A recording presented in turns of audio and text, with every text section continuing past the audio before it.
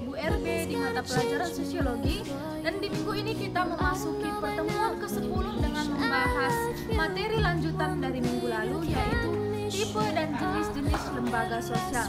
Nah, sebelum memasuki materi kita, mari kita sambut pembelajaran kali ini dengan salam SFD, semangat, fraternitas.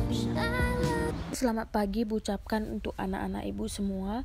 Nah, kali ini kita memasuki pertemuan ke-10, di mana kali ini kita melanjutkan materi kita minggu lalu, di mana materi kita minggu lalu yaitu yang terakhir adalah fungsi dari lembaga sosial. Nah, minggu ini kita lanjutkan dan kita akan membahas mengenai tipe-tipe dan jenis-jenis dari lembaga sosial. Nah, sebelum memasuki materi kita yang ke pertemuan 10 ini, kita bahas dulu tujuan pembelajaran kita di materi kali ini. Nah, yang pertama, siswa diharapkan dapat memahami tipe-tipe dari lembaga sosial secara energik, dan yang kedua, siswa diharapkan menemukan hal-hal baru yang dalam memahami jenis-jenis lembaga sosial.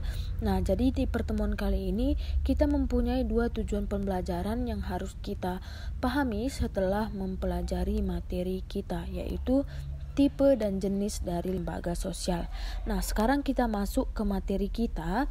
Yang pertama kita akan membahas yaitu tipe-tipe dari lembaga sosial. Nah, jadi perlu kita ketahui bahwa ada tipe-tipe lembaga sosial yang sangat banyak dan dapat dilihat di buku kalian di halaman 72. Dan di lembaga sosial atau di tipe-tipe lembaga sosial itu ada tokoh sosiolog yang mengemukakan bahwa tipe lembaga sosial itu dapat diklasifikasikan, yaitu tokoh John Lewis Gilin dan John Philip Gilin. Nah, jadi itu kedua tokoh sosiologi yang mengemukakan bahwa tipe-tipe sosiologi dapat diklasifikasikan. Nah, klasifikasinya itu terdapat 5. Yang pertama adalah berdasarkan sudut perkembangannya, yang kedua berdasarkan sudut sistem nilai yang diterima oleh masyarakat, dan yang ketiga berdasarkan sudut penerimaan masyarakat, keempat berdasarkan sudut penyebarannya, dan terakhir berdasarkan sudut fungsinya. Nah, jadi itu 5 klasifikasi yang telah dikemukakan oleh tokoh yang ibu sebutkan tadi. Nah, sekarang kita bahas satu persatu. Yang pertama adalah berdasarkan sudut perkembangannya. Nah, jadi berdasarkan sudut pengembangannya itu terdapat 2 tipe lembaga sosial. Yang pertama yaitu Creative Institution, di mana maknanya adalah lembaga sosial yang secara tidak sengaja tumbuh dari adat istiadat masyarakat. Nah, jadi tipe yang pertama ini muncul karena adanya adat istiadat masyarakat. Nah, yang kedua, Enacted Institution, di mana maknanya adalah lembaga sosial yang sengaja dibentuk untuk mencapai tujuan tertentu. Nah, di sini contohnya di tipe yang kedua ini misalnya lembaga utang piutang dan lembaga pendidikan. Nah, jadi meskipun lembaga jenis itu dibentuk dengan sengaja, tetapi tetap berakar pada kebiasaan yang berlaku di masyarakat. Nah, jadi itu kedua tipe lembaga berdasarkan sudut perkembangannya. Nah, yang kedua, berdasarkan sudut sistem nilai yang diterima masyarakat. Di klasifikasi kedua ini juga terdapat 2 tipe lembaga sosial, di mana yang pertama adalah basic institution, yaitu lembaga sosial yang penting untuk memelihara dan mempertahankan tata tertib dalam masyarakat. Contohnya itu seperti keluarga, sekolah, dan negara. Negara yang dicakup itu adalah misalnya hukum, politik, sedangkan juga masuk ke suku serta budaya. Nah, jadi contoh dari basic institution ini ada keluarga, sekolah, dan negara. Yang satu lagi adalah suku atau budaya. Dan yang kedua, subsidiary institution, di mana maknanya adalah lembaga sosial yang berkaitan dengan hal yang dianggap oleh masyarakat kurang penting, seperti rekreasi. Ukuran yang digunakan untuk menentukan penting atau tidaknya suatu lembaga sosial sangat bergantung pada kondisi dan situasi masyarakat yang bersangkutan. Nah, di sini contohnya, misalnya mentraktir makan teman-teman saat menerima gaji pertama. Nah, jadi itu makna dari subsidi institution berdasarkan sistem nilai yang diterima oleh masyarakat. Nah, yang ketiga, berdasarkan sudut penerimaan masyarakat. Di sini juga terdapat dua tipe lembaga. Yang pertama adalah a private and section institution, di mana maknanya adalah lembaga sosial yang diterima oleh masyarakat karena masyarakat ingin lembaga yang sudah ada menjadi lebih efektif dan mampu melaksanakan tugasnya dengan baik. Ini contohnya seperti lembaga sekolah dan perusahaan dagang, juga termasuk ke lembaga agama, lembaga ekonomi, serta lembaga politik. Nah, jadi itu masuk ke berdasarkan sudut penerimaan masyarakat.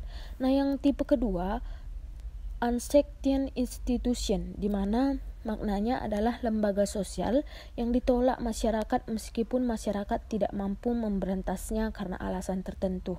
Di sini contohnya adalah sindikat kejahatan, pelacuran, dan perjudian. Nah, jadi tipe yang kedua ini identik dengan kejahatan seperti pelacur dan perjudian. Dan yang keempat, berdasarkan sudut penyebarannya. Di sini juga terdapat dua tipe lembaga sosial, di mana yang pertama adalah general institution, di mana maknanya adalah lembaga sosial yang dikenal dan diterima oleh sebagian besar masyarakat dunia. Nah, jadi di sini contohnya adalah lembaga agama, yang pastinya setiap negara atau seluruh dunia mempunyai lembaga negara atau menganut agamanya masing-masing. Makanya disebutkan di situ dikenal dan diterima oleh sebagian besar masyarakat dunia. Dan yang kedua, restricted institution, di mana maknanya adalah lembaga sosial yang hanya dikenal oleh masyarakat tertentu. Di sini contohnya hampir sama dengan tipe yang pertama tadi, yaitu lembaga agama Islam, Kristen, Protestan, Hindu, dan Buddha. Nah, masing-masing pemeluk terikat kepada lembaga agamanya masing-masing. Nah, jadi ini berhubungan dengan general institution atau tipe yang pertama Ibu jelaskan tadi. Dan yang terakhir berdasarkan sudut fungsinya. Nah, di sini juga terdapat dua tipe lembaga sosial. Yang pertama adalah operative institution, di mana maknanya adalah lembaga sosial yang berfungsi menghimpun pola-pola atau cara-cara yang diperlukan untuk mencapai tujuan dari masyarakat yang bersangkutan. Di sini contohnya seperti lembaga industri atau pabrik. Itu masuk ke operative institution yang berguna berdasarkan fungsinya. Dan yang kedua, regulative institution, yaitu lembaga sosial yang bertujuan mengawasi adat istiadat atau tata kelakuan yang ada dalam masyarakat.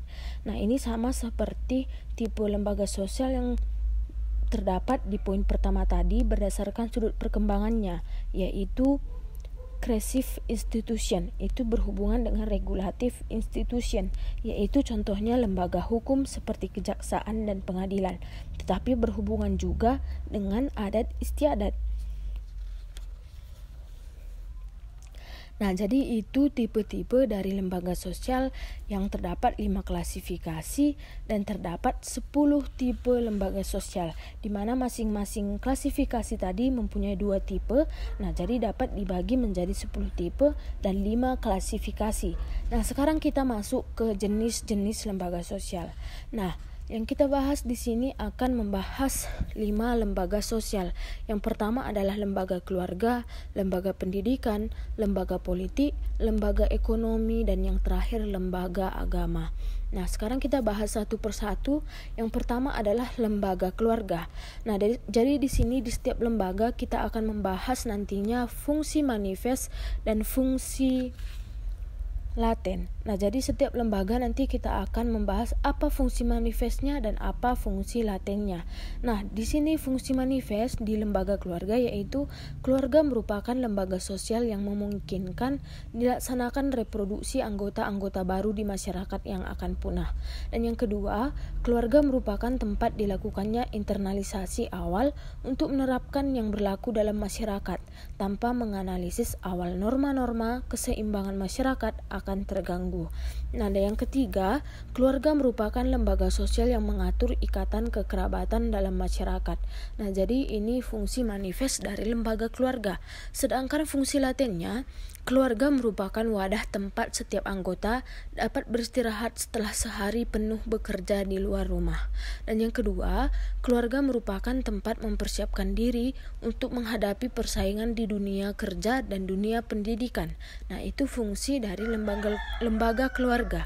Dan yang kedua, lembaga pendidikan, di mana fungsi manifestnya adalah mengembangkan potensi, mempersiapkan atau mencari nafkah, mengembangkan kemampuan berkomunikasi dan meningkatkan kelas atau status.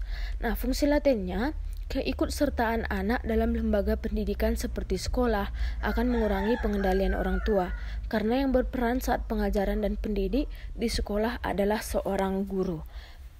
Nah, yang ketiga, lembaga politik. Fungsi manifestnya adalah untuk memelihara kesejahteraan publik atau memberikan rasa aman dan juga menjaga stabilitas serta ketertiban di suatu wilayah yang masuk dalam ranah kekuasaannya. Dan fungsi latennya, stratifikasi politik dalam kesenjangan sosial, penyalahgunaan wewenang. Nah, selanjutnya lembaga ekonomi. Di sini dapat dilihat juga fungsi dari fungsi manifest dan fungsi latennya.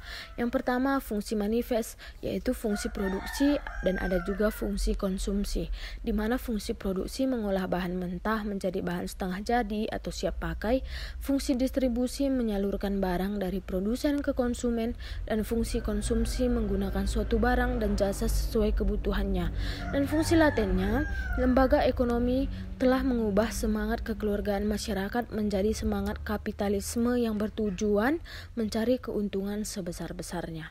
Dan yang terakhir adalah lembaga agama, di mana fungsi manifestnya adalah adanya upacara ritual yang melambangkan suatu pola keyakinan doktrin dan mengingatkan manusia terhadap keberadaan pola keyakinan atau doktrin tersebut.